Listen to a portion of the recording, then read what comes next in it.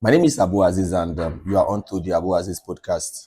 This podcast happens to be a platform where we bring in footballers, coaches, referees, administrators, everything that has to do with Nigerian football because there are so many things behind the scene you don't know about Nigerian football or Nigerian footballers. And I have done everything possible to create this platform to hear stories about Nigerian players, their career, and 1 million behind the scene. And on today's episode, I have one player that graced the Super Eagles. He played in Portugal, he played in Israel, and he did amazing things. I would like to present to you John Ugochukwu. Thank you very much. And senior man, you know the respect where they get for you for a very, very long time. So a podcast is not my own podcast, no be interview. I just want make we more gist. So let's start from this angle. How would you rate or see your national team career for the Super Eagles? I mean, like every other football players, and it's a privilege, to put on the green, white, green, to represent Nigeria, to represent, the population that Nigeria has. I'm grateful to God, to be part of the players, that put the present and the ex that has represent the country, and it's a thing of joy for me and for my family. Yeah, I mean, to your question, like how it it later ended. I wouldn't say it ended in a bad way. I feel like when I wasn't called up, I was not active. But yeah, at the end, I'm just grateful to God, to put on the jersey to represent Nigeria, and yeah, it's a thing of honor for me. For every player we play for national team, I know say no away you good reach. If you enter national team, you must get one problem or somebody we first depress your neck for national team. You get any of those? To be honest, I didn't really have any time, or I found myself in a situation like that. It was just more like obviously every football player wants to be active, wants to play. It was more like I wasn't getting the game time, but I was present. And I'm not one of those guys that will come out and say, "Oh, this coach is this, is that."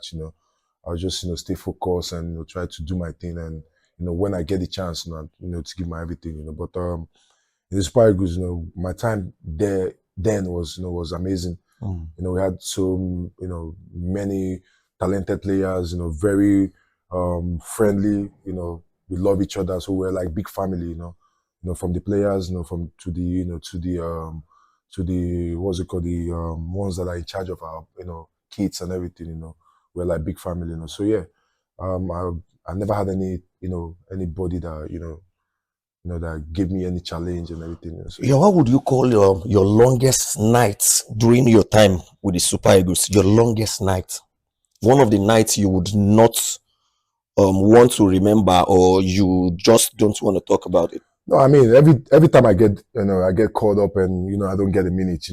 I mean these are like tough times for me. But every time that I had the chance to play, I was like giving my best. No matter any minutes that I get. I every time that I wore the jersey that I got the minutes to play.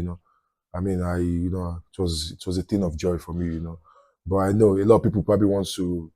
To your question, and they probably want me to say, "Oh, the game against Madagascar." Maybe nah. For me, being on the pitch alone, is something great.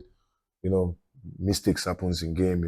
Even though I still don't believe I made a mistake. I don't watch that ball. No need make mistake, but no need make with the throw stone. No need more the throw stone. But Nigerians now, the fans in this country. They have their favorites, and when it doesn't favor their favorite, they just look for the true a scapegoat. Yeah, but for me, all those things don't move me at all.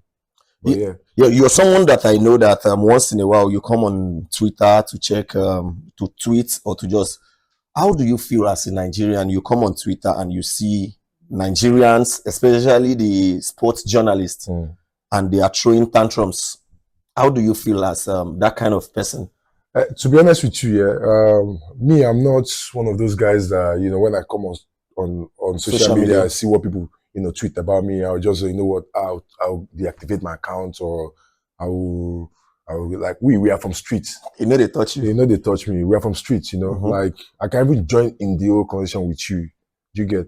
And I see where people say, oh, they get threats, that, oh, they will come and, deactivate my account. I won't. I will never. I will just wait for you. Once you come, if you bring war, you go see war. Do you get? But the thing is, it's not easy for every football player. When after a game, you come out and you see things people say about you. But for me, the mentality about me is this, like I'm the first, to raise my hand up and say, you know what, this game didn't go well for me, So once I admit that to myself that, oh, I didn't do well, I already start, observing my games and, rewatching my games. And then I see like, oh, I actually didn't do well here, I can do better. So once I come on social media, you can see whatever you want to say. I can even have conversation with you. So all those things. That is if you are ready to listen, or if you are ready to talk. Yeah, obviously you see some that, will actually like tell you the things that you need to improve on.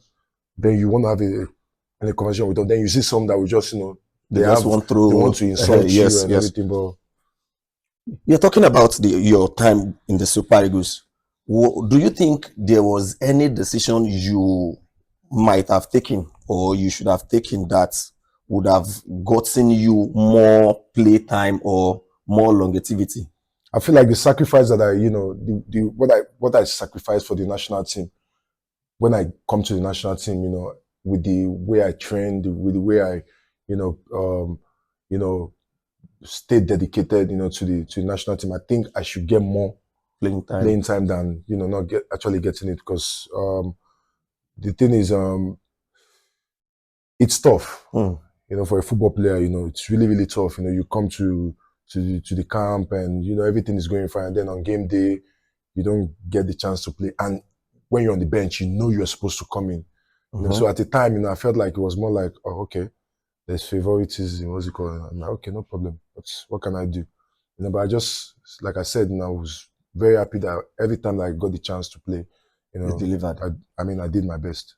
Were there any players in that team, that period, that they understood your mood and then continue to tell you, say, oh boy, no worry?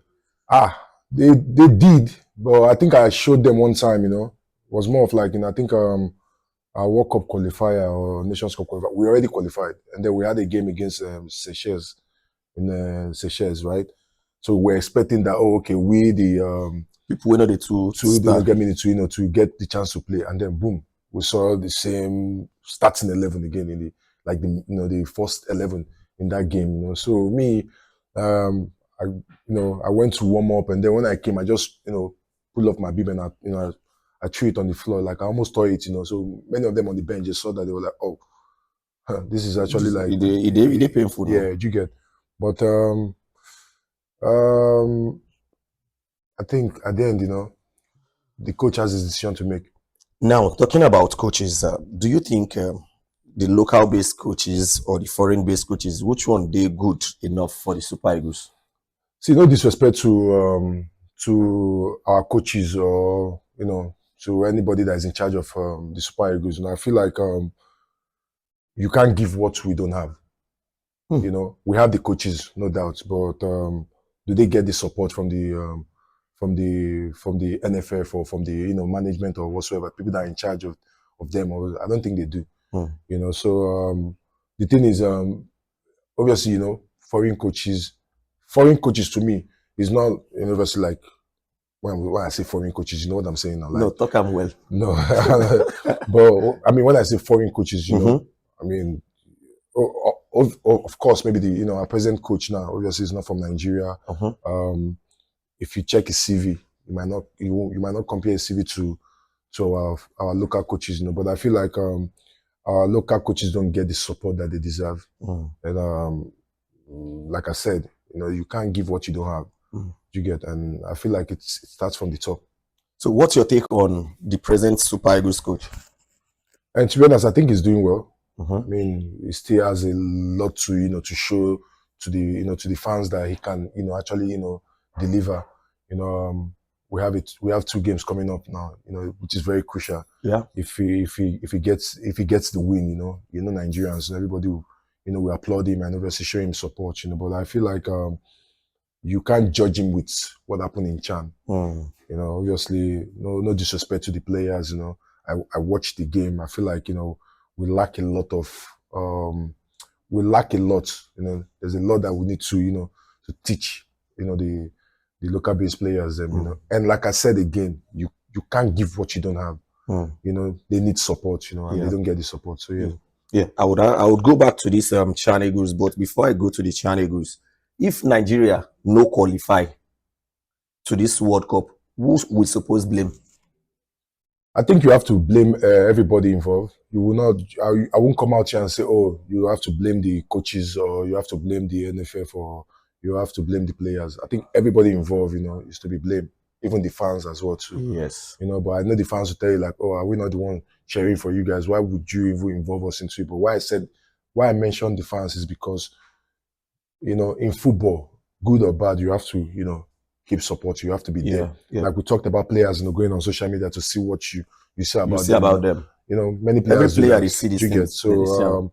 I feel like, you know, if we fail to qualify, you know, I mean, everybody involved, you know, should be blamed, not just the coach, not just NFF. Because to be honest, when I was in Super Eagles, the NFF provides, you know, the best for us. Okay. I won't lie. They provide the best for us. You know, we have the best hotel. You know, they provide the best pitch for us. You know, the hospitalities, you know, is nice and everything. So, you know, of course, nobody wants to play a match and lose. The players, you know, they are very dedicated to the Super Eagles and they want to win as well. So, if it doesn't happen, I feel like, you know, it's everybody involved. Yeah, but one thing where they always they baffle me is, even for a long time, the Nigerian Super Eagles, they have always been struggling to qualify to the World Cup. Waiting they really cause them. Is it that we don't take our preparation serious or what? No, I feel like we do. I mean, if you come to the Super Eagles, you need to see how. I mean, I'm sure you've been there before. You need to see how the players, you know, they fight, you know, for places, you know. But you know, sometimes, you know, your best is not enough. You might think you did the best, you know, and at the end you don't get the result that you want. You know, I feel like, you know, it's more of like, I wouldn't use pitch as an example as well. We have the talents, you know. There shouldn't be an excuse that, you know, with the talent that we have, you know, we can outshine, you know, teams like Rwanda or Ethiopia, you know. But I mean, football has evolved now. You know, if you sleep, you know, you fall. Yeah. You know, so I think everybody in the camp now, they know, they are aware. If you check now, you know, you see everybody's, you know, they're arriving real quick. Like before, where players, you know, will take time, you know, to arrive maybe for 1 or 2, you know. This is a crucial time, you know. So we're praying for them. We hope that, you know, they come out, you know, the best. If Nigeria, the chances of Nigeria qualifying to the World Cup now, they're slim. But if Nigeria qualify, would you want or wish the Super Eagles still continue with Eric Shell? Of course. I mean, to qualify us to the World Cup with the stage, the situation that we are in. That he got in. Yeah, I mean, look, like I said, you know, the coach is, I think this is like his, how many games now for the Super Eagles? I think 4th or something. 4, yeah. So I mean, he needs time. Every manager needs time, you know. And when you give them time, you know, they will show you their, you know, their qualities. Back to the Chan Eagles, the home base Eagles. You watched their performance for the last Chan tournament where they play. Where the problem starts from? We make anytime we Nigerian teams they play anything continental tournament or African clubs tournament, we know they come out at all. Where the problem from? To be honest, I don't know much about the league. Okay. You know, I don't know much about the players. I don't know much about how they prepare, or I've never been, you know, there before. But when I watched the first game against Senegal, I knew we were in big trouble. You know, we are, I don't know, how do I put it? Like, the quality is bad. You know, the way we play, we don't look like, you know, they don't look like, like a team. Yeah, we don't look like a team, you know, and it was really tough to watch. You know, after I watched the first game, I couldn't watch the other games, you know, because from the first game, I just knew like it's going to be tough for us, you know, to advance, you know. But yeah, the league is not up to standard, you know. Let's not, you know, deceive ourselves, you know. the way they perform, it's actually like tells you that this is how the league is, And if you want to work with these guys, you need time. Yes. You have to, teach them a lot of, tactically we're poor. We couldn't even keep the ball. We couldn't even, show that we are, Nigeria, So it was really tough to watch, but I feel like, if the boys, they go back to watch the games, it's a learning process for them as well. So yeah, when you go online on social media and you see Nigerian journalists hype the players, what comes to your mind? That's the game. There are journalists who they want to hype their own. It's normal. There are some that actually will talk about football. When you listen to them talk, or when you see them what they post about football, you are interested to want to get to talk to them because you were in the game before. Yeah. And there's so many that they did that for their pocket or for their pockets, for whatever they want to do. But it's normal. Everybody has their own players to hype and everything. But then when you're on the pitch, it's a different ball game. You can't hide at all. You can't hide. Your performance too big for you. Your performance will show. So it is what it is. And if any player thinks it's a good thing to pay journalists to hype them or whatsoever, I think they're killing themselves. Yeah. John Google mature one day. They're killing themselves. Now, there is this talk that we always see on social media that they're supposed to invite Nigerian league players to ed. Do you think it is a good idea at the moment for us to invite NPFL players into the Super Eagles? I don't think it's bad if they are doing well. Now, why not? You invite them. I mean, I prefer you invite a player in the league, in Nigerian league, that is doing well, than invite a player that is not actually active in his club abroad. Wow. You get? I mean, it's not a bad idea. And with that as well, when they come to the camp, in our time, when home-based players, come to the camp, we accept them. Yes. We treat them like, you also play. I remember you tweeted about Anayo Iwala. There was a period you watched him and he did well before he moved. They are football players. They have their own goals in life. They have their own mentality. They have their ambition, what they want to become. So why not? If they are doing well in the league. Yeah, still on the NPFL. How do you feel when you open your social media and you see a player from the Nigerian league moving to a country like Ethiopia, Sudan, Angola to play professional football? How do you feel? I don't think I have anything against that. Okay. Because at the end of the day, it's a job. Okay. You get paid. If he has a better offer there, why not? And if their league is, well organized than where you're living, why not? I understand, in the country where we are today, people just criticize, your moves. They feel like, going to Iraq or Ethiopia is not like, a place to be as a football player. You need to start from somewhere. Yes. We all started from somewhere. Everybody today that you see, that plays in top league in the whole world, they all started from somewhere. Even the foreign players as well. The foreigners, the top players, they all started from somewhere. So I don't think it's a bad idea, because at the end of the day, it's a job and it's a talent that God has blessed you, and it has taken you to a different places, to learn their culture and to be a better person and to improve yourself as a man mentally. So yeah, I don't think it's a problem. Oh, okay. I would ask you right now, have you resigned?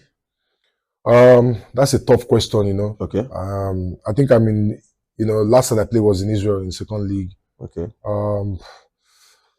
The head and the body still wants to play. Okay. But if it's not coming, if it takes much time, I think I'm on to next career. Oh, okay.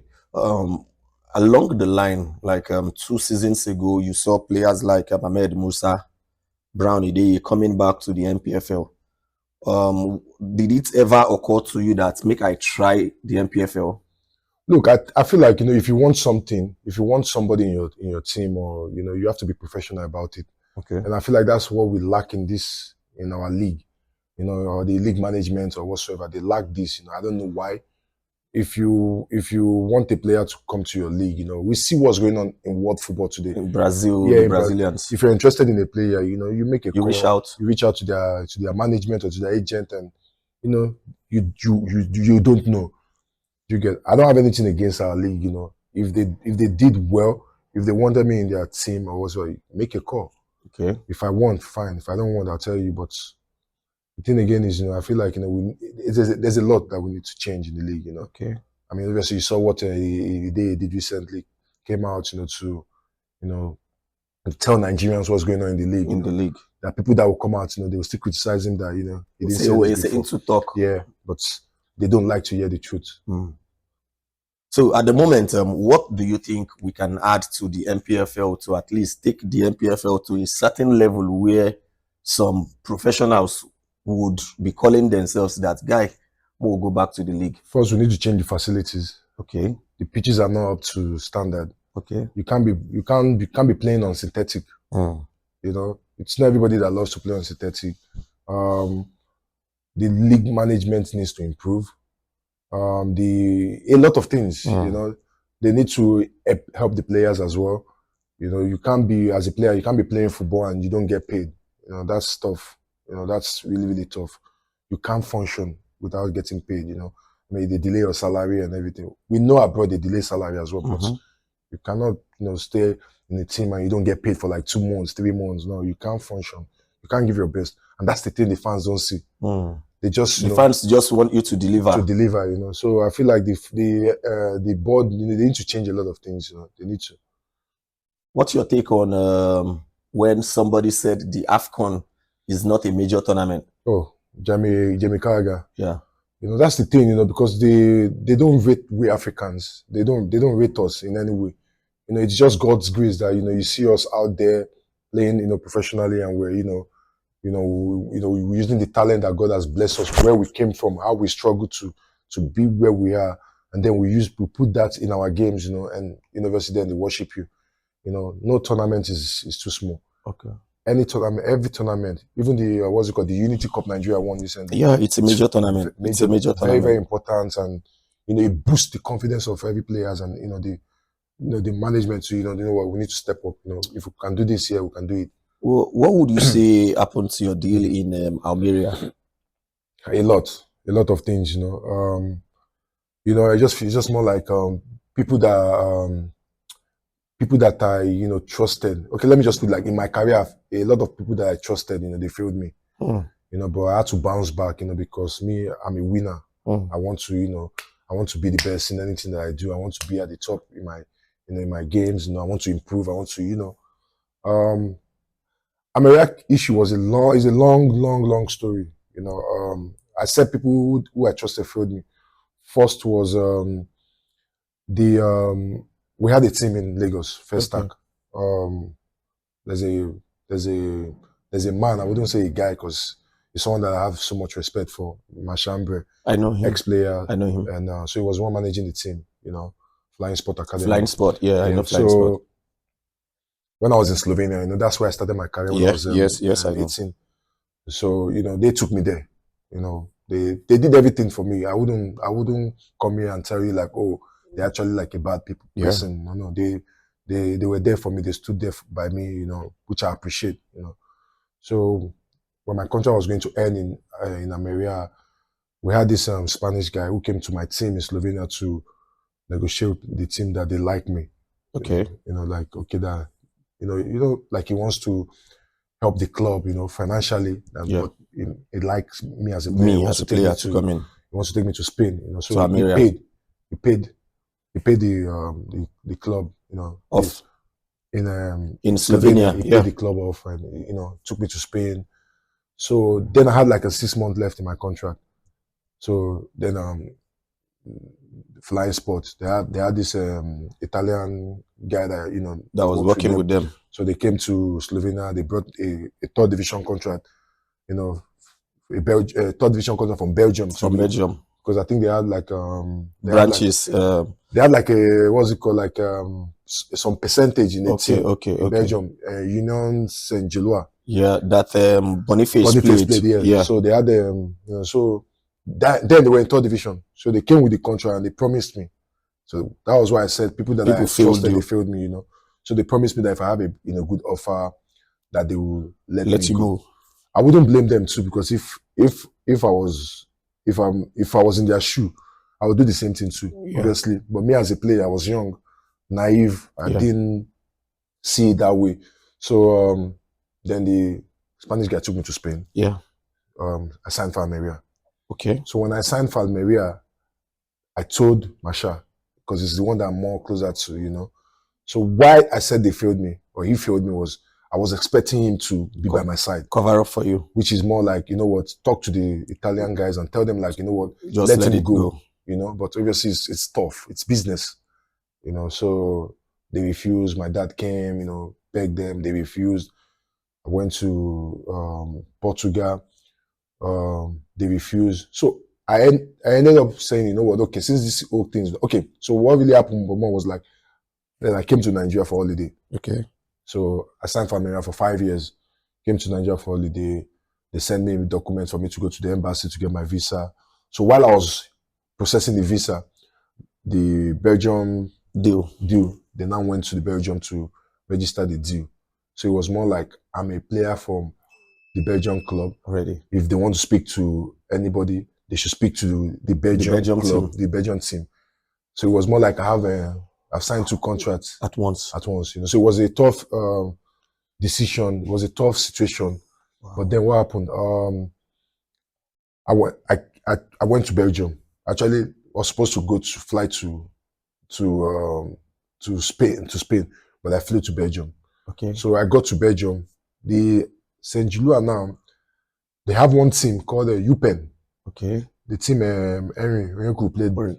Okay. So they wanted me to play in the team, and then when I got there, I was training with the team. I actually wanted to, you know, to play, sign for the team, but then when I got there, they failed me again. Which is, they just told me to sign a contract.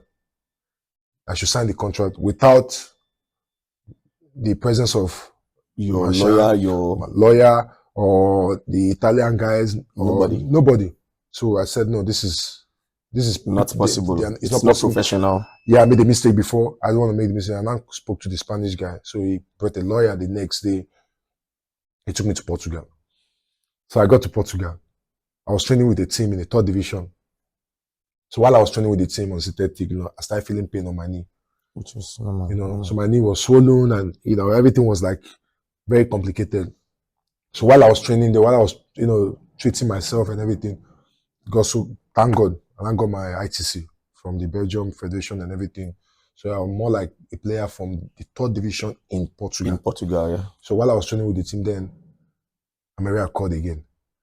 So I went to Spain. So when I got to Spain, you know, my leg was swollen, you know. So you couldn't play? Yeah, I couldn't play, but I did all I could do, you know, to go back to America. So when I got there, I spoke with the coach of America. I met Senior Man Uche. Yeah. You know, he welcomed me, you know, spoke to the coach. The coach said, no, if this is how you're playing that I've seen, I'm waiting for you. But then what happened? I went for medical checkup.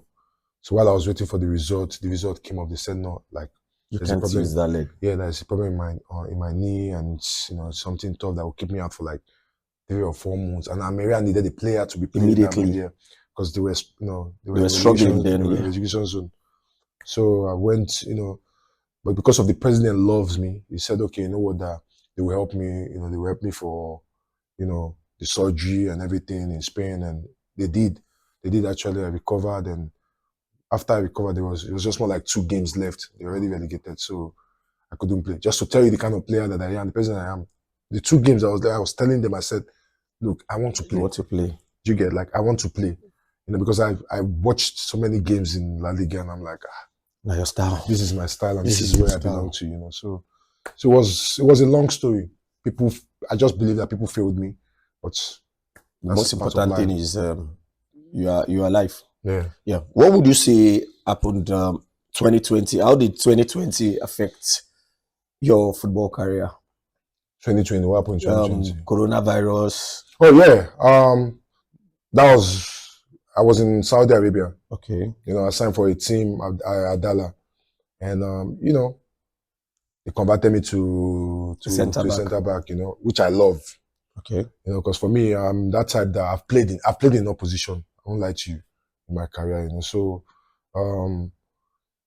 I got there, signed for the team. We're playing games. You know, played like 7 games. We lost 1. We drew 6. So it was more like, okay, this is reality. And then Corona came. So when Corona came, it was really, really tough. And big shout out to Ahmed Musa.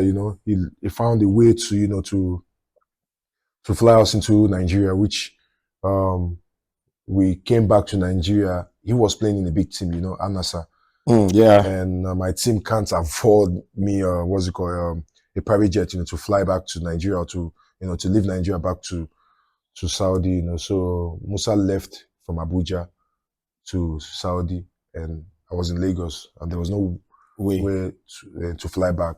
I tried every means, If Aria was there, he would tell you we had to even jump fence in Cotonou to enter into Benin Republic, so as to, get a flight, If we found a flight, but when we were about to check in, they said there was no more flight, So it was really a tough period. So I couldn't fly back. And then, so while I came, I was trying everything, in touch with the club. And at the end, and my contract was more like a 6-month contract, So contract ended, and that was it. Yeah. What is your take on players that lose interest in football out of nowhere? Like, I would use examples for you. We know a player like Dele Ali used to be a very good player. A player like Raheem Sterling, a player like Sancho. What happens? What really happened to players like that made them lose interest in football? I mean, it could be so many things. Football is an emotional game. It's not. People look at football as, oh, you guys get paid, big. You're supposed to, I mean, you're supposed to deliver steady. Yeah. It could be injury. It could be injuries. It could be emotional problem. It could be a mental problem, family problem. Yeah. And there's so many people that these things can affect. Yeah. That's why I'm using myself as an example. Football has been my life, from day one, and there was never a time where I say, you know what, I give up. I always feel like, the quality is there. I have it. I watch football a lot. I see that I can play, So sometimes, football players just believe that, you know what, if the right offer is not coming, I won't play. And social media as well, like we talked about before, some players, they can't handle what people say about them on social media as well. So there's a lot of things, but there are some people that, maybe their parents are going through battling some illness, and they will not come out and tell you, So those things also as well affect them. And there are some people that, you meet some coaches, they help you. There are some coaches that they will, they will go out on you, and so it's more like not using yourself as an example. Use other players now when you get mind like you or me. How do players come out of problems like that? How do you help yourself? Because normal, if you face problem, concern your club. When it is time for you to train, you go get train. When it is time for you to play, you got play. How do players help themselves? Family. You have to, stick to your family. Your family is everything. You have to, if you have a good family, they will definitely help you. They will never put pressure on you more. They're always going to be there to help you. They're always going to be there to encourage you. And if you're married, if you have a good wife beside you that is there for you, but when you are bad, when the things are going well, and when things are not going well, she's there for you. Then friends. When you have genuine friends, these are the people that will actually help you. And I'm grateful to God for the genuine friends that I have. They've been there for me. Football friends or normal? Football friends, normal friends, like genuine. They've been supportive. They've made sure that you know what, you don't deserve the situation that you are into now. So they've been there for me. My family as well too. You know what I'm saying? So it's a thing of joy when you have your family around you, when you're going through you're going through a lot as a footballer. Yeah. So what's your take? We are almost through. What's your take on these foreign-born players, these innate boys that comes back to the national team when they don't get invited wherever they wanted to play at first. What's your take about it? I don't think there's anything wrong with it. I feel like, they when they are young, they don't realize how important it is, to represent Nigeria. your country, But now they are grown, they've realized that home is actually where the heart is, So I don't think it's anything wrong. Like you can see when they play for us, they give their everything. They don't come here and say, you know what, oh, we don't care about Nigerians, Yeah. They come here, they fight for the badge, they fight for the fans, and they want to win and everything. So I don't think there's anything wrong, with that. Yeah. The last question before I leave, before we go. Recently, there is this trend on social media where some ex-internationals actually said the NFF or the Nigerian government don't take care of them. Do you think the government or NFF owes any ex-international anything after retirement? I feel like, they don't owe anybody anything, but still, I mean, if you watch the whole scenario that made them come out to speak about Like that. about situation like that, you could understand where they're coming from. Late Stephen Keshi, late Peter Ofai, these are like legends or heroes legends. in the national team. I mean, to show support, there's nothing wrong in showing support. Okay. Just like when our present goalkeeper number 1, what's his name? Nwabali, when he lost I think the father or the his mother. father, yeah, and his mother. We saw the NFF supported him with a huge amount of money, Yeah. So I don't think there's anything wrong in that. They don't hold anybody, but I mean, I feel like this person has done extremely well, sacrificed himself. It's everywhere. If you go outside Nigeria, in England, in Belgium, they treat their ex and their heroes. They treat them well. So I don't think it's a thing where we should debate, because I saw where people were saying like, oh, Taribo made money in Italy, and he's capable that he was doing this, he was doing that during his playing time. That's what people would talk about. They don't know if he did a business that he lost money. They will never talk about that. But I feel like the way they handle it was more of the way the fans reacted to it. Yeah. I just feel like the NFF should show support to their to the present, to the past players. The government, I'm sure the government will, if the government is aware, the present government that we have now, I'm sure they will show support. Yeah.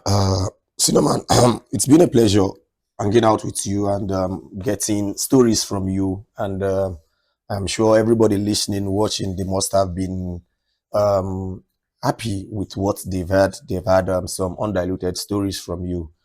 Before we go, I would just want you to help us sign out and tell our listeners, viewers, to please subscribe to the Abu Azeez Podcast. We are on all social media platforms: Instagram, TikTok, YouTube, Facebook, everywhere. And we round it up. All right, thank you. Hello guys. I'm here with Abu Azeez. Please, you guys should subscribe to his YouTube channel, Instagram, Twitter, Abu Azeez Podcast. Thank you guys for listening, and hope to see you guys soon. Correct. Thank you, Cinnamon. Thank you.